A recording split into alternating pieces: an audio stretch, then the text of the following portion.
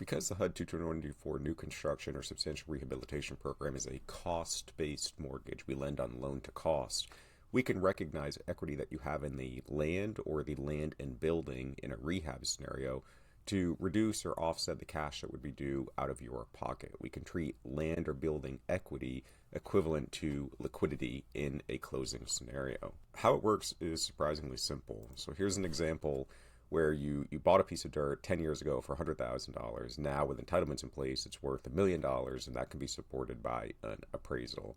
The $1 million in value is going to be pledged free and clear. There's no debt associated with the land. So you have land worth $1 million, no debt associated with it. When we build up our cost basis, what we are lending loan to cost on in the 221D4 scenario is replacement costs, and replacement costs includes hard costs, soft costs, and appraised value of the land, or again, land or building in a rehab scenario. So let's say you have a new construction project with hard and soft costs of $10 million. The appraised land value is $1 million. The replacement cost would be $11 million. At time of recording, in a market rate scenario with no affordability in place, we'd give you 87% loan to cost. 87% of $11 million, which was the total replacement cost here, $11 million, $10 million plus $1 million in land value. 87% times $11 million is $9.57 million. Remember, your uses, your hard and soft costs, are $10 million. So we're going to give you a loan of $9.57 million, 87% of replacement costs. Because your actual uses are just $10 million, there's no debt to be paid with the land. There's no payoff with the land. The cash out of pocket is going to be $10 million minus 957. It's $430,000. Now, in reality, HUD has you set aside temporary money during construction and lease up that can be funded with a cash, letter of credit, or potentially excess land equity if available, but that's not relevant for demonstrative purposes. It's a paper credit, no different in structure than the BSPRA credit, BSPRA. There's another video on my channel that goes into that. So let's assume the same scenario, but your land value is $500,000. So $10 million in hard and soft costs. Land appraises for $500,000. Now your replacement cost is $10.5 million. 87% of 10.5 is 9135. But your construction costs haven't changed. Your hard and soft costs are still $10 million. So 10 million minus 91 equals 865,000 in cash required. One question we get is, can I recognize value in land or land and building in a rehab scenario for something that I bought recently or something that I have under contract? And yeah, theoretically, but typically in a purchase scenario or a recent purchase scenario, the appraised value is going to kind of back into the recent purchase price unless you're putting entitlements in post-purchase and getting it shovel ready.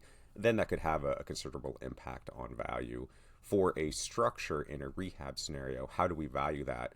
Well, if it's a completely unoccupied vacant building, we'll look at it from an appraisal perspective, from a sales or cost approach. If there's some sort of revenue, let's say it's 20% occupied, 30%, 40%, or it may be fully occupied, we'll look at the as-is value based upon kind of the current income that's being generated from the asset as is.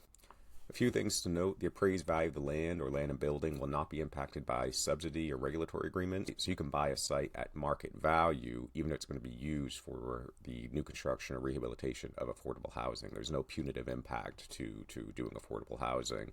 If a site or a project in a rehab scenario is sold by a public body, like a city or a town, for a specific reuse purpose, let's say they give it to you for $1, the value will be the lesser of the appraised value or the dollar amount purchased by the purchaser under the purchase contract with the public body.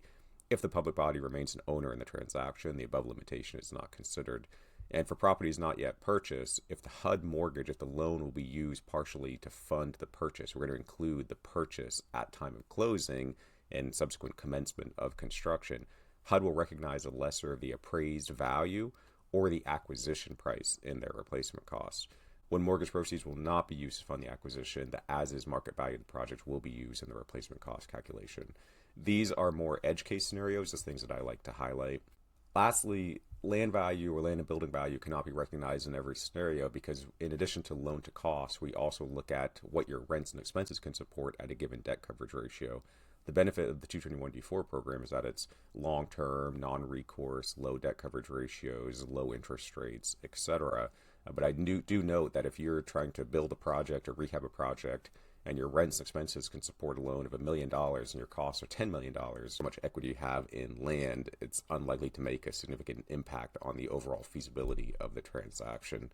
And yes, as food for thought, you could actually be getting cash back at stabilization if theoretically you had enough equity in land or building that was being contributed that you were kind of overfunding what was needed at initial closing. So I hope that was helpful. It's not a super difficult concept to grasp, but sometimes we get confusion about like how does HUD impute that equity? Do they give me a check, or how do you recognize that? It's really all just how it relates to loan to cost relative to what your rents and expenses can support.